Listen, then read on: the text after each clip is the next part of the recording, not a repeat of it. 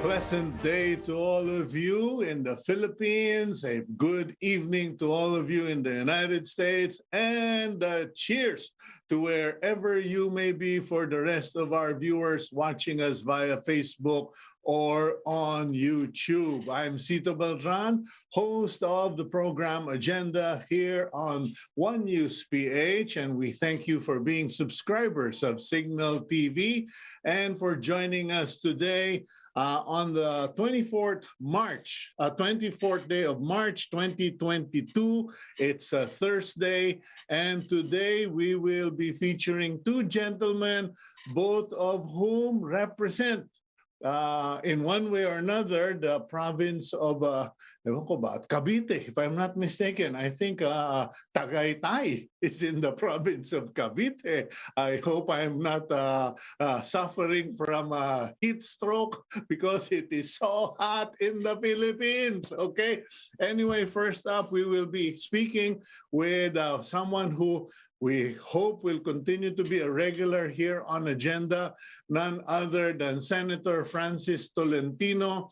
And we will be speaking with the good senator regarding his findings, the discoveries of the Senate regarding e-sabong, primarily not just because of the missing 34 sabongeros, but equally important is the fact that 20% of tax collections on the bets on e-sabong have never been collected in the last 2 years. We will ask the good senator to explain that and regarding the findings. And then after that, we will be featuring the general manager, I believe, of Anya Resorts, and he is Mikel Arriet. So do join us, and before anything else, let's start with our daily starter for the day. And here we go. What's the daily starter for the day? One reason people resist change is that they focus on what they have to give up instead of what they have to gain. Kanya po marami sa atin, ayaw nating tanggapin ang pagbabago, we don't accept change, is because we are too focused on the familiar, on what we already have. Many people don't want to take chances, don't want to take risks. And what happens is we miss out on bigger and better things. So think about that on this Thursday. Meanwhile, let's look at the front page of the Philippine Star. And the headline for today, nako po, ayan na. Department of Foreign Affairs state OFWs want to leave Russia. Approximately 10,000 Filipinos based in Russia now want to leave the country, not because of any direct threats, but because the income that they were once earning has essentially crashed down to a value of about 30% of the original worth because of the economic sanctions, global sanctions imposed on Russia. Ayan po, dahil napiga, inipit at diniinan ang Russia ng mga NATO countries, the United States, etc., their money, yung kanilang perang ruble, went from 100% value down to 30% or 20%. And not only Russians were affected, but Filipino workers as well. So that's now a problem for the POEA. Meanwhile, President Rodrigo Duterte has signed a 10-point economic recovery plan for the country, and it all primarily centers on the discoveries after all of the lockdowns and our COVID response regarding health protocols, yung alignment of all LGU policies, mobility, etc.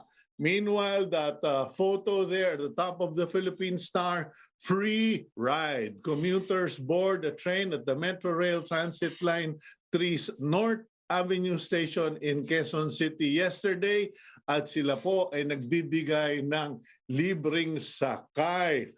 Promo lang naman po yun. Hindi po yun forever.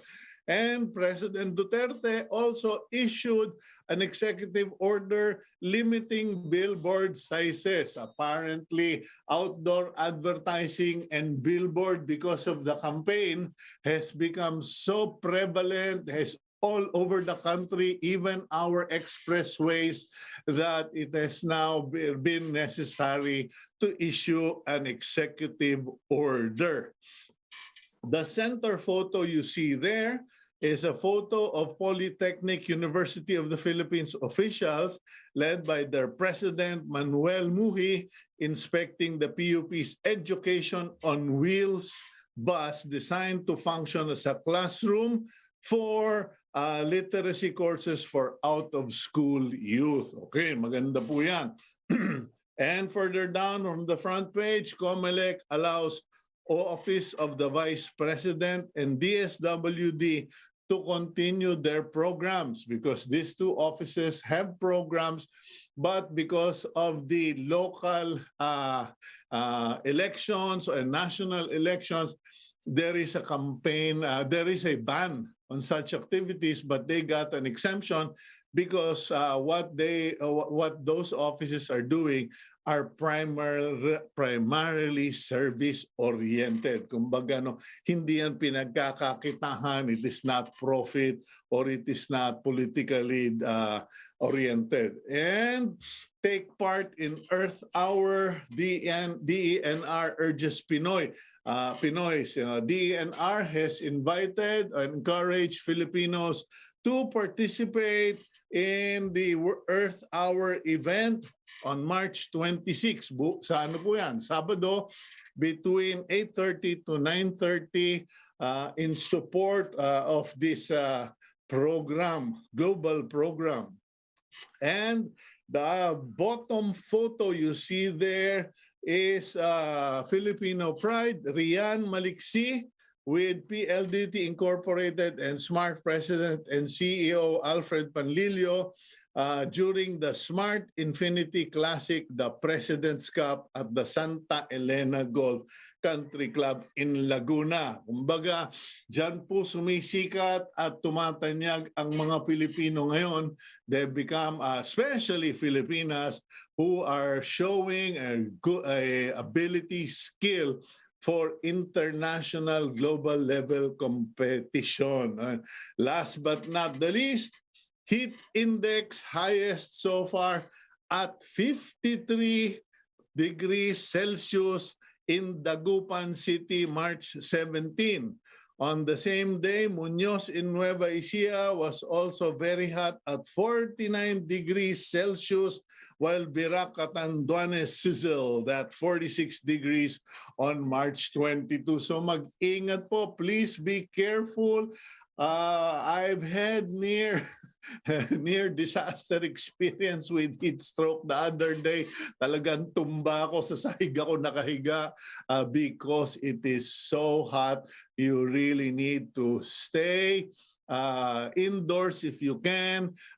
Keep yourself cool and always hydrate. Ika nga, uminom ng baso-basong tubig, huwag po lamon ng lamon at baka hindi na kayo matunawan, madisgrasya pa kayo. That's all the news on the front page of the Philippine Star.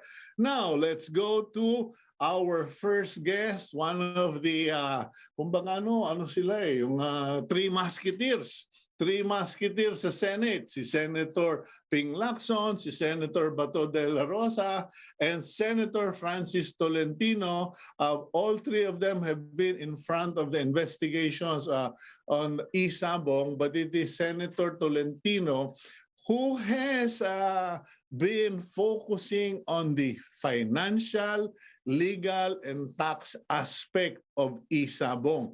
Medyo yung iba nabibigla. I got a message yesterday and they said, wow, we didn't realize that there was so much money that the government was losing. So let's bring in Senator Francis Tolentino. Sir, good morning, Senator. Thank you for joining us once again. Good morning, sir. Good morning to your viewers as well. And I confirm that Tagaytay is part of Cavite.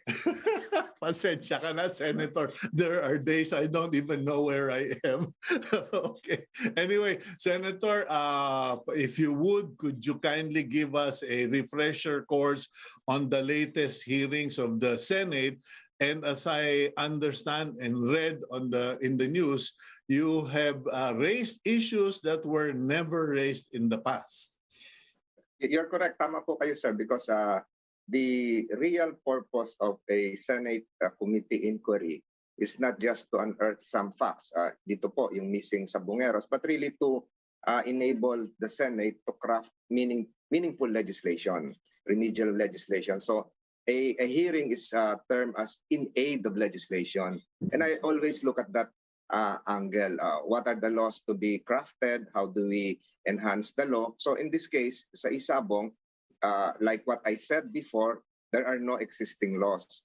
Lahat po emanated from an opinion of the Department of Justice, concurred in by the Solicitor General's office, passed on to the PAGCOR office, affirmed by the Office of the Executive Secretary, which enabled PAGCOR to issue a license. So what I did was to look at some angles na, you're correct, modesty aside, na hindi pa napapag-usapan.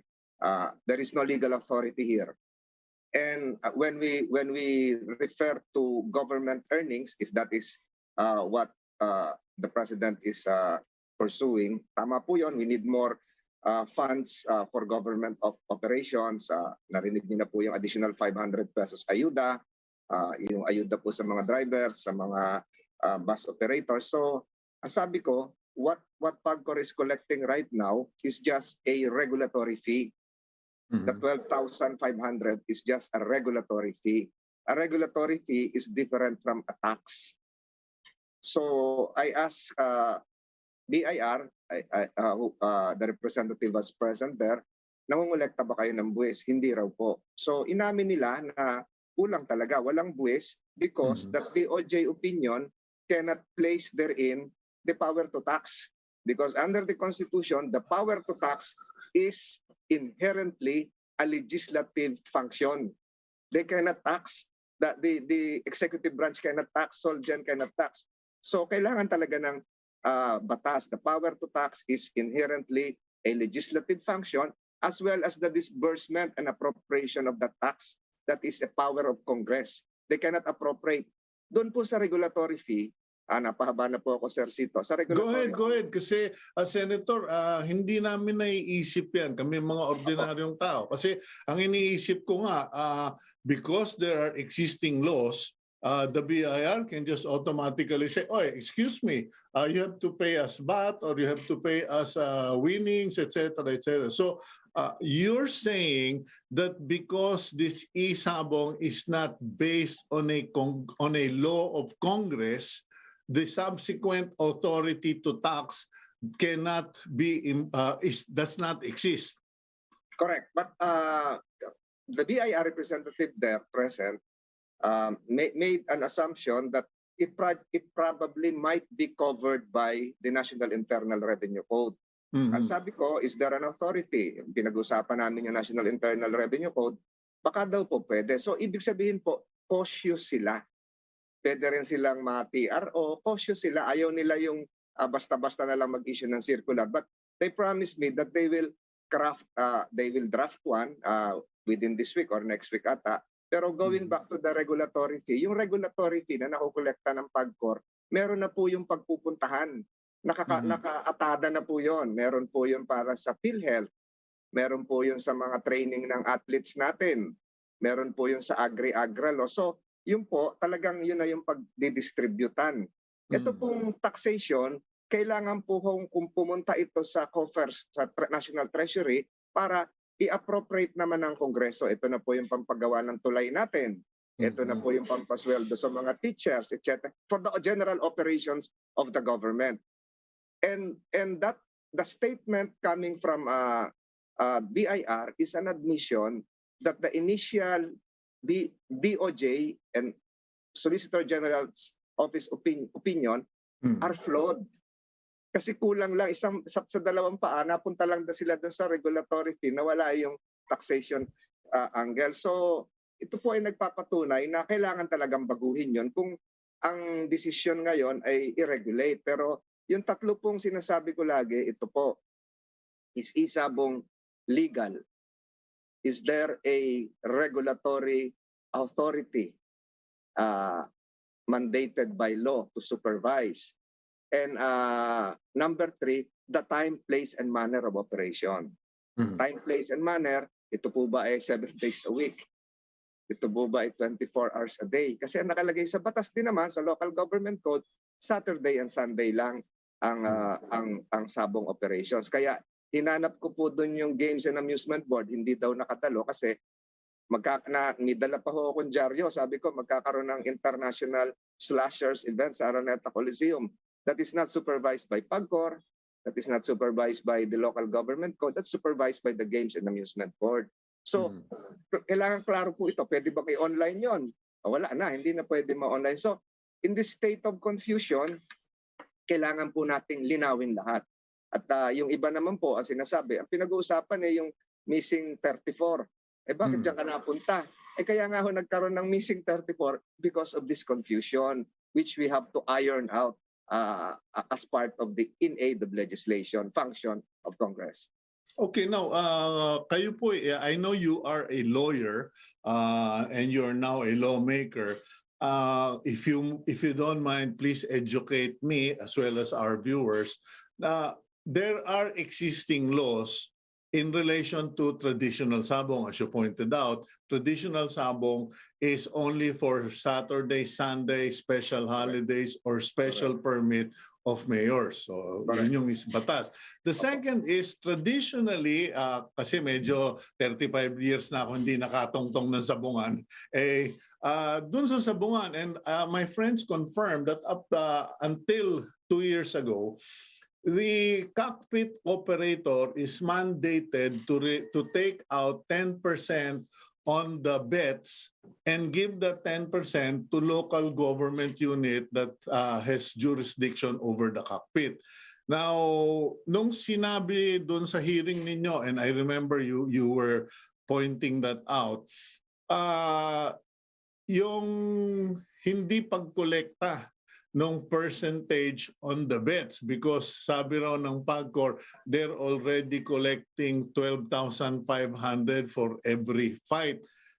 When I did my Math 77, sabi ko, teka, kung 10% lang ang kinolekta nila, billion sana ang kinikita ng gobyerno, much bigger than what the PAGCOR is earning. But instead, they're not. And this is, alam mo na yung nasa batas to, Sen, yung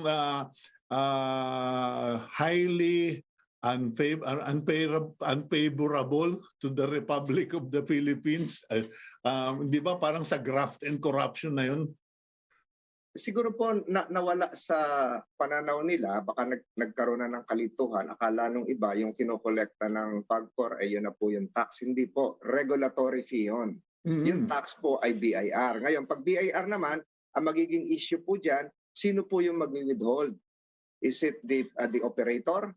Or is it, sa akin, baka ma-involve pa rito yung GCash and PayMaya. Kasi sa kanila dumataan yung mga transaksyon, they can withhold. Kung makikita niyo po sa mga datos na hawak ko, nag-increase po yung subscribers ng GCash, 55 million, si PayMaya daw, 44 million. Kung i-dissect natin dito yan, ito ba yung mga nag-o-online lang ng food delivery o kaya nag-increase ito dahil ito na yung nag-isabong wallet users? So sino po yung dapat na withholding agent? So dapat po yan klaro sa batas. And I hope if the BIR will be coming out soon with a circular, maklaro po yan, but that is not the end of the story. We still have to put a definite legal authority on this. Kailangan pa rin may batas, which would just affirm my earlier thesis na wala talagang batas covering this. Meron tayong tax on winnings, sinabi ko noon, sa sweepstakes, may tax on winnings sa lottery, sa lotto, sa sa karera ng kabayo. Pero dito po, walang tax on winnings. Anong gagawin ninyo ngayon dyan? Because first, as you pointed out, there is no legal basis for the operation and continued operation of e-sabong. Second, there is, hindi ko na maisip kung kukumputin lang natin yung 10% of 1 million is already 100,000. If there are 200 to 300 fights a day, and the average is 1 million pesos per fight, so 300 million a day. Tapos so medyo 30 million. 30 million a day dapat ang kinokolekta ng PAGCOR at hindi yung 12,800. Mas magaling po kayo mag-compute, pero substantially, malaki-laki na po ito kung kakailanganin sa pagtugon sa mga pangangailangan ngayon. Nabanggit niyo yung heat stroke, nabanggit niyo, kasama na po dyan siguro yung magiging problema ng ating mga magsasaka dahil may hirapan pong magtanim ngayon dahil sa init na ito, pati yung ating mga mangingisda dahil sa init na yan, malalayo ang isda po sa malalamig na lugar. So marami pong matutulungan sana. Ang nakikita ko po rito sa 19th Congress, pag-uusapan po ito na maliwanagan yan. Subalit, I don't want to tease any legal group. If anybody would file a restraining order sa Supreme Court, ay napakalakas na kaso po ito. With the decision coming from the Supreme Court stopping this, liliwanag po lahat yan. Kung merong, siguro may nakikinig dito na isang abogado or isang legal group na gustong gawin yan, ay ang lakas po nito. Ang lakas po nito on all fronts. Even the transcripts of the committee hearings which we conducted can be used as a basis. The admission made by the BIR can be used as a basis. So maliwanag po yung separation of powers. Power to tax, Congress. Power to make laws, Congress. Power to implement, executive branch. Power to interpret, and then Supreme Court. So maliwanag po rito. Ginawa po ng DOJ, Solgen, ang power to make laws.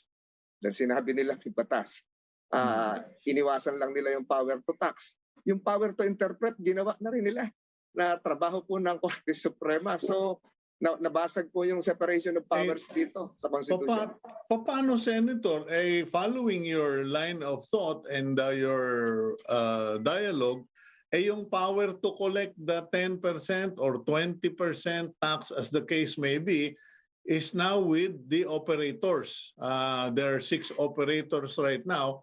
And they're the ones who are actually collecting all of this. Kasi yun nga yung inaangal. Many of the fighters I've managed to talk to have said, grabe Cito, nung panahon ng tatay mo, 10% lang ang kinakaltas. Ngayon 20 to 30%. Tapos lahat ng pusta sa labas ng rueda, outside the pit itself, all the side bets, all of the international bets, go to the operator. Also, will we still be able to levy or collect on all of that in the last 2 years? May sinabi po yung BIR na gagawa nila ng paraan. May paper trail naman yan, maging sa GCash and Paymaya. So, evolving pa po ito. Pero kung sakaling gawin yan, ako naman, I look forward. I'm always futuristic on this, not looking retroactively.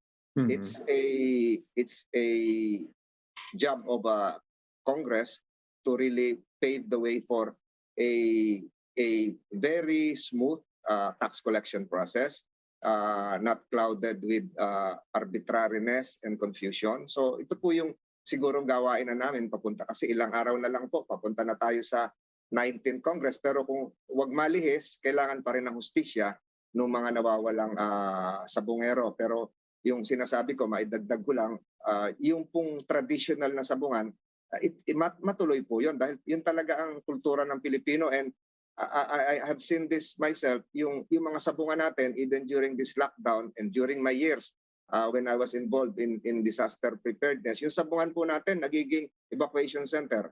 Yung sabungan po natin, itong COVID, nagiging vaccination site. tambakan pa ho ng tambakan pa ng mga goods and supplies ng mga LGUs. Ginawa pa hong quarantine center sa ibang lugar.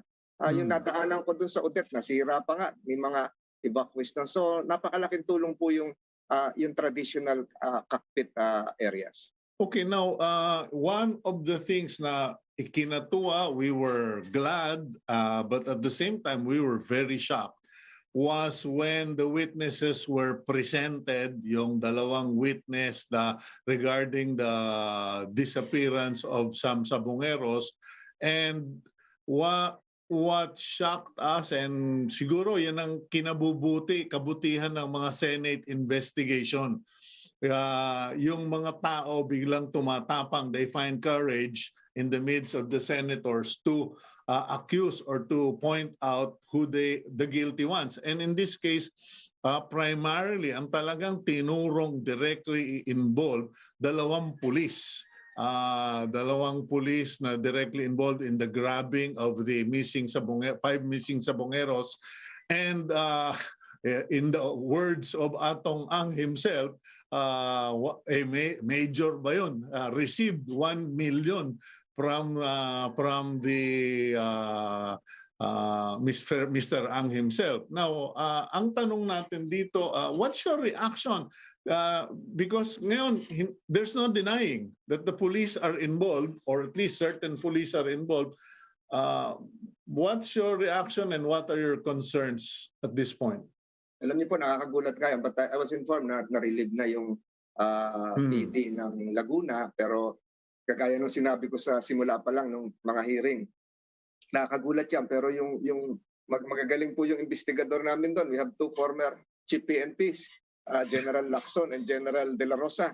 So yung anggulo po ng pag-iimbestiga, naging investigador po yung dalawa.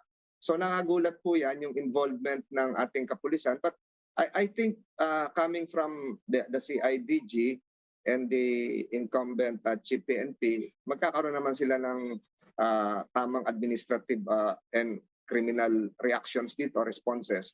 At siguro looking forward, makikita po natin na yung cleansing process ng PNP ay dapat continuing. This coming Saturday, 26, we're going to celebrate PNPA Day.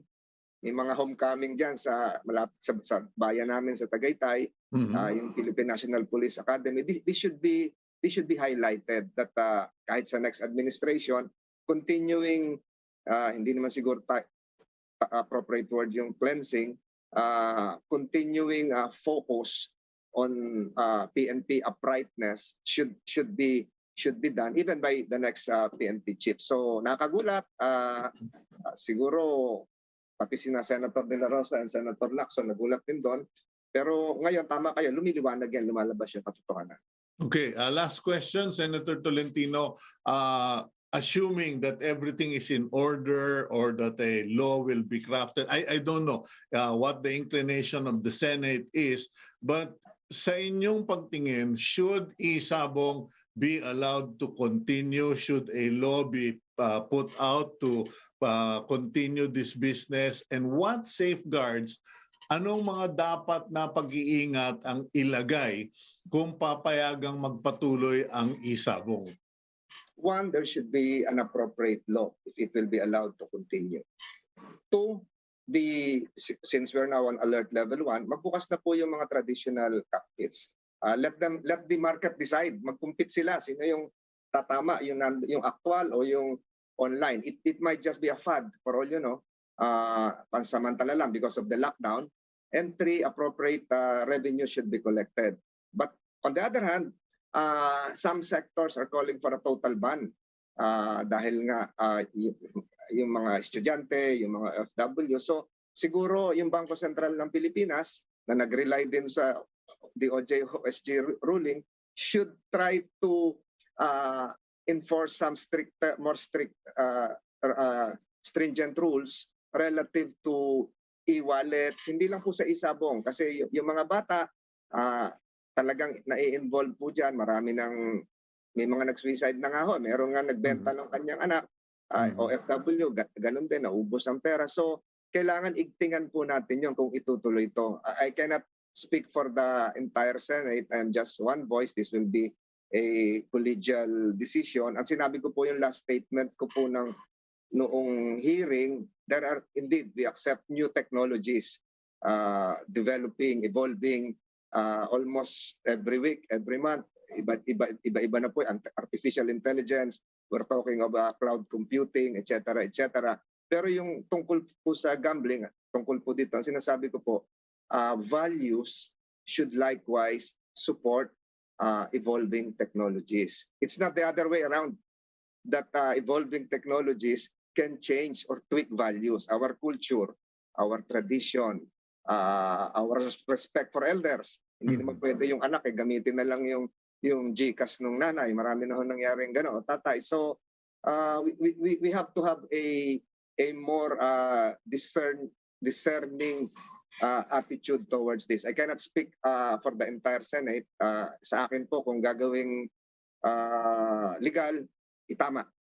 Kung gagawing bawal, ang tingnan naman, baka naman may mga magkulorum naman dyan na ganyang operations. But just the same, kung tayo po ibabalik dun sa tradisyon, yung normal na sabong tayo.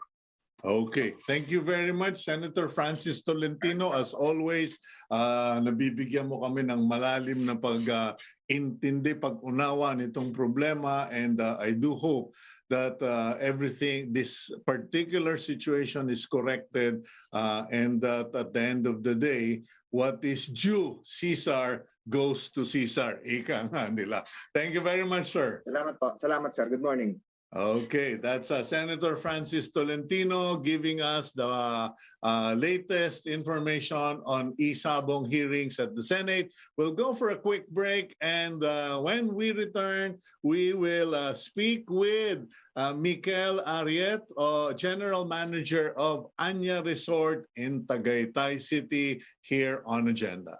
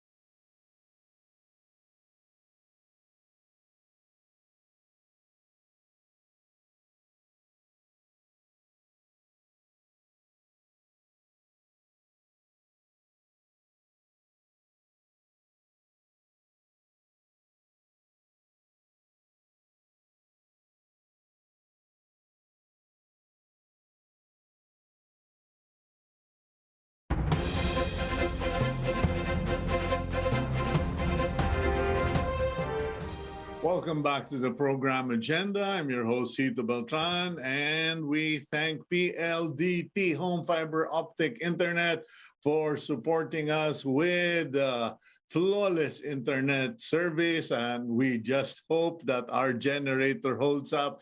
Dalawang araw po kaming, we've been on 2 days of interrupted power because of a malfunction in the local substation. I'm just telling you that in case suddenly you see me blip into oblivion. But anyway, today, let's try to relax a little because we're approaching the stretch towards the weekend. And I know that many people, particularly from the National Capital Region, even in the Batangas area, have been trooping to Tagaytay City just to relax and just to chill because of the sweltering heat. Now, today, we are going to feature Anya Resort in Tagaytay. It's 30 minutes south of Metro Manila. It's a luxury resort, and we will now speak to their general manager, who is a veteran hotelier, none other than Mikel Arriet. Mikel, good morning to you. Good morning, sir, Mr. Cito. How are you? Just Cito. Don't, no sir, no mister. Okay. Anyway, Mikel, I understand that you are a very experienced hotelier. You started out, was it in Ibiza in Spain? Correct. Bueno, Mike, I am from Spain. I was working in Spain in different areas, always summer-related, island-related in Ibiza for more than 10 years. But also I've been working in the ski stations, in the mountains, but always in Spain. Okay, and then 17 years ago, I jumped to the Philippines. And since then, I've been here in the Philippines. Okay, most of the people I would ask would say, man, I would rather stay in Ibiza, especially if I'm Espanol. But why did you transition from Ibiza to the Philippines, Miguel? Okay, it was a work offer that was, it was offered by the Spanish embassy and then the Fogo Hotels, so AHE, our management company. The one who offered me to come, and I came only for 3 months. And I discovered a whole country. I discovered something that, yes, the Spaniards have been many times, for so long, they colonized the Philippines, but hey, for me, it was the first time to be in the Philippines, and I discovered a totally new country. I used to travel in Asia, but the Philippines was like, okay, they're in the corner. And when I arrived here, one of the first places that I went was a pearl farm in Davao, and I got in love of the place. The Philippines, amazing, the pearl of the Pacific. Okay, now, so you got, you would fall in love with the Philippines, especially if you immediately get to see the beautiful beaches. Now, how did you get into the industry? Because many places now tend to be very local, very nationalistic, and not a lot of foreigners want to stay away from home, especially because of the COVID pandemic. What made you decide that this is something that could be long-term? Well, I am a person that I don't do long-term plans in my life. As soon as I am happy and I am comfortable in a place, I will stay. In the case of, for example, in my company, in Anya Resort Tagaytay and the Roxaco Land Corporation, since the day one of the pandemic, our bosses, they were the #1 supporters. Okay, they support us from the beginning to the end. Not only to me, also to the rest of the team. That's why that was one of the key. The second is that I, for example, living in Tagaytay is not, yes, weekends it might be busy, but weekdays is a very scattered city. I was feeling very, very safe, and the local LGU was quite strict in the beginning. And after with the vaccine rollout, they were really fast and really they push. If I don't mistake, Tagaytay was one of the first cities who achieved the 70% of immunity. Mm-hmm. That's why, I mean, with all those factors, it was easy. I know that so many Spanish citizens went back to Spain, but I felt safe, I felt comfortable, and I decided to give a chance to stay. Simple. Okay. Now, Anya Resort, I have to confess, Mikel, I've never set foot in your facility. It was highly recommended by a friend. And I never really got to ask where on earth is, in Tagaytay City is Anya? Is it so exclusive? Is it so hidden that you don't see signs? Because that seems to be a trend in Tagaytay City, you know. Really nice hotels are coming up, but they don't put up huge billboards, nothing, you know, none of the gaudy advertisements. It's all word by mouth or online. Where exactly is Anya? Okay, we are located in between two main barangays, Macasawa Tilat and then Tolentino West. To understand, we are in the beginning in the border with Silan. Okay, that's why, I mean, you don't need to go all the way to the main road or all the way to the Tagaytay Rotonda to arrive to Anya. And then we have two major access, either Santa Rosa or Aguinaldo Highway. Okay, from both roads you can arrive to Anya. I mean, and the location, it's we are neighbors of Toscana Farm that has been here. It's a farm that has been here for a long time. I mean, that's very known. And it's a very quiet place. Yes, we don't have the views of the volcano. We are more facing Laguna. But so far, this is a very, very, very quiet and very private. Okay, how long has the resort been in existence? We opened 5 years ago, 2017. Okay, and after all these up and downs with the volcano eruption and then the pandemic, we are still here. 5 years. 5 years, okay. And well, you seem to have had your fair share of trials. First, the eruption of Taal, and after that, the pandemic. Within a few months, the pandemic, which lasted 2 years. What did the management of Anya do in order to sustain itself during those 2 years or 2.5 years?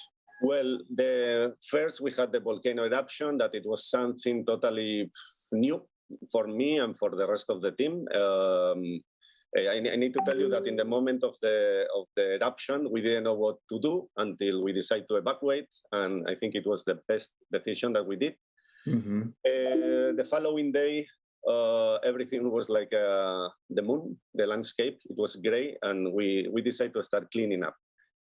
Then, I mean, obviously, you can do nothing than to start cleaning and start moving forward. Same with the pandemic. Okay, the first 2 months, we were the kind of a shock. What is gonna happen?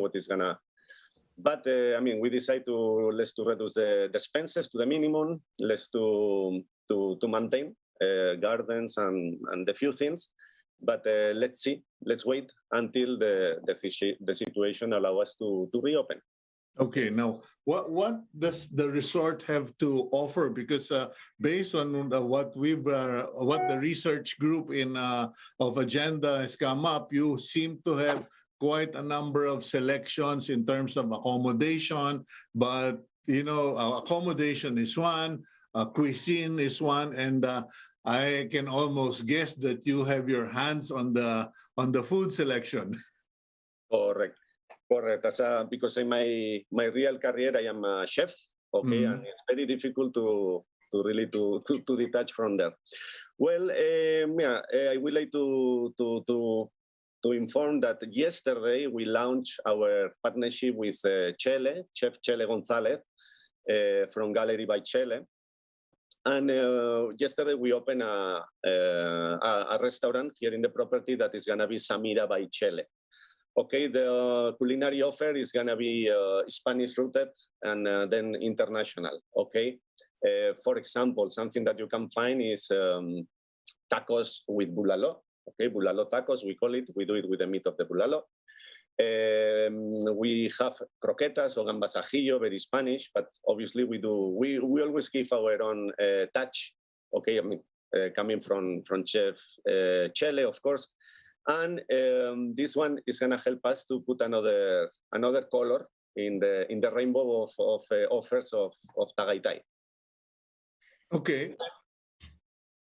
Another major project that we are working in is our wellness center.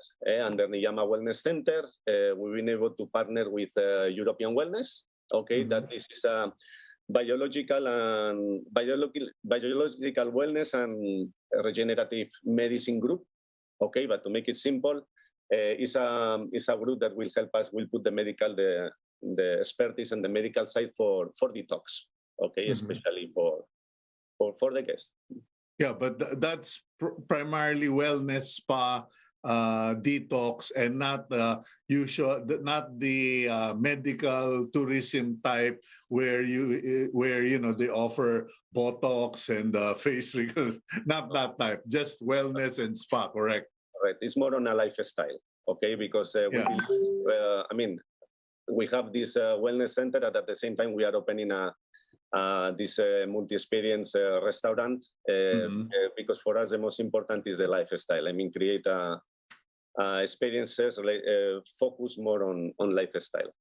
Okay, what aspects of the resort represents your Spanish heritage? Well, more than aside from the cuisine, of course. Obviously, the owners of the hotel are the Rojases, the Lizaldes, are mestizos. Okay, I will not say that is. Whenever you are working in this environment, you cannot avoid the Spanish side. No, it's there. But here in Anya, we are very proud of. This is a Filipino local resort. The interior designs are being done by Manny Samson. That is a very renowned local interior designer, and the resort around it has for example, you can see the Capiz windows. It's most of the walls has piedra manila. I mean, we are using elements of that you can find here in the Philippines, signature elements that are local. Okay, this is our aim here in Anya. Okay, the Anya is called a resort. Now, in many places in the Philippines, the distinction between a hotel and resort are the sizes of the rooms. Would you say that the Anya Resort accommodations are larger than typical hotels in Tagaytay City? I can say the rooms, the suites. We have suites. All of them are suites because the smallest one is more than 50 square meters. Okay, all the suites are bigger than that. The biggest suite is around 116 square meters. Yes, are pretty big accommodations. Okay. Now, what is your clientele? Because there are, I remember one time going to a spa resort where they had signs at the entrance by the driveway, no children, no dogs, etc. And I told my wife, get back in the car, let's go back to the house because I have a daughter and she's the princess of my life. No children, no thank you. This was many, many years ago. And what is the philosophy of Anya Resort? Okay, here, number one, we're in the Philippines. Okay, the Philippines, the family is very important. I am also a father of a child, and I feel very proud to work here because for us the most important is the family. Okay, our market is coming 99% is Metro Manila families. Okay, where we try to cater a different activities, different things for everyone. But yes, we accept children's. Now, when it comes to the pets, I am a pet lover. I am a animal lover.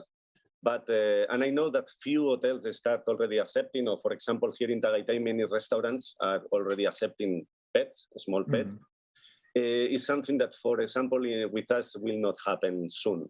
Okay, we don't see that we are still ready to accept pets, even if I personally I would love to have, but Yeah, I guess so. I can't bring my dogs there because my dogs are mini horses pretending to be dogs.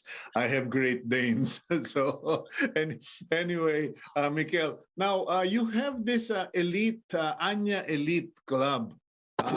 It caught my attention because I, I'm under the impression you're open to the public.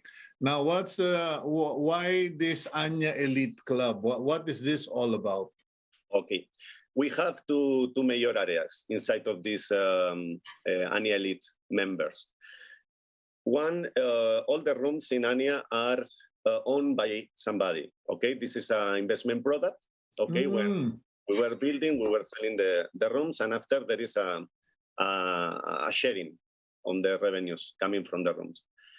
Those members or those owners, unit owners, are elite members. Okay, in this case is the highest tier. And then we have from the other side is the loyal guests.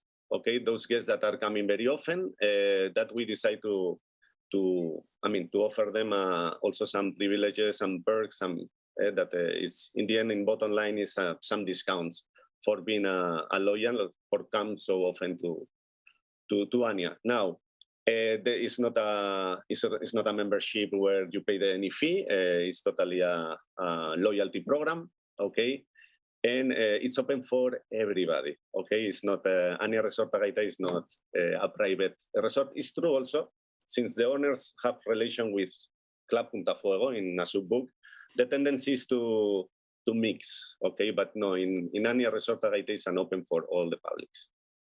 Okay, so I picked up on three things. So first, you have a portion or a section of Anya Resort that is an investment area, meaning you buy a lot or buy property, and then does the Anya Resort construct the houses or the cottages, or what do you call them? I mean, what? Because sorry, I haven't been there, so I need to. I need your help on this one. Do you have cottages or like vertical structures? Okay, we have inside of the subdivision we have two major projects. One is the residence that is composed by lots, empty lots that you purchase the lot, you build. Okay, but we have very strict guidelines to follow. Okay, the look and feel should be strictly followed. Okay, but you are the one to build. And then we have the other one that is the resort. The rooms of the resort are being sold out.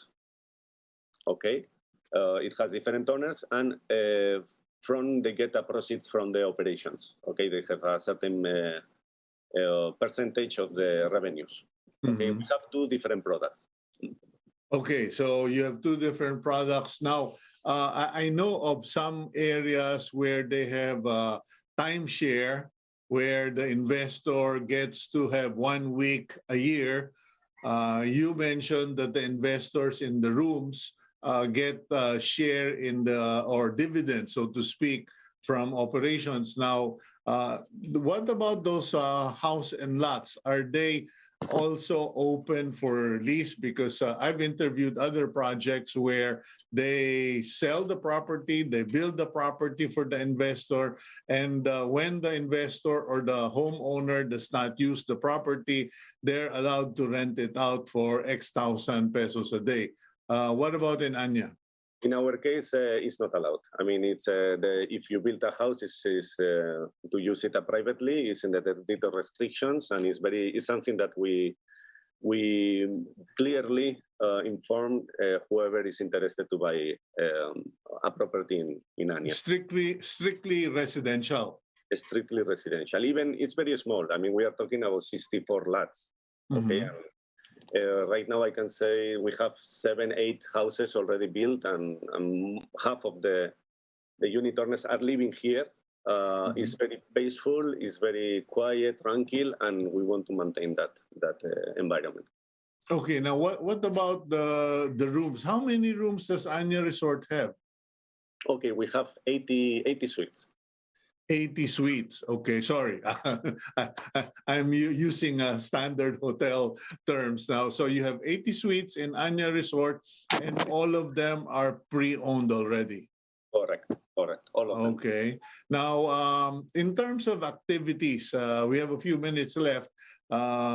I guess primarily, you enjoy the good food of the resort. In the very near future, there will be the wellness spa, etc. But what other activities are there in Anya Resort? Okay. Also, I would like to mention, aside the culinary, we have also a wine cellar with more than 150 brands of wines. We have a pool, heated pool, because it's very important here in Tagaytay. It's not as hot as in Manila. Okay, and really it helps to have a heated pool. We also have our own spa. It's our own signature spa that we opened last year, and it's working very well, Niyama Spa. And we have then different activities that we have during the week. For example, every Wednesday we have Tai Chi. Every Saturdays we have yoga. Okay, we have a cinema under the stars every day. Kids activities, like especially now with the summer, is more related with cooking, pizza making, origami. I mean, activities also always related more on put on the side your gadget and let's to work out our brains. Okay. Mm-hmm. Okay, now I in the past, before COVID, I noticed that all the Spanish restaurants I've gone to in Metro Manila, they always have a store.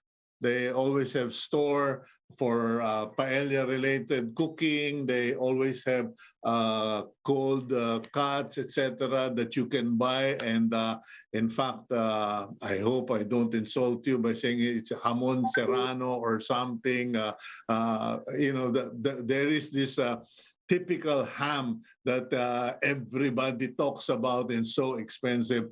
Will Anya Resort have that as well?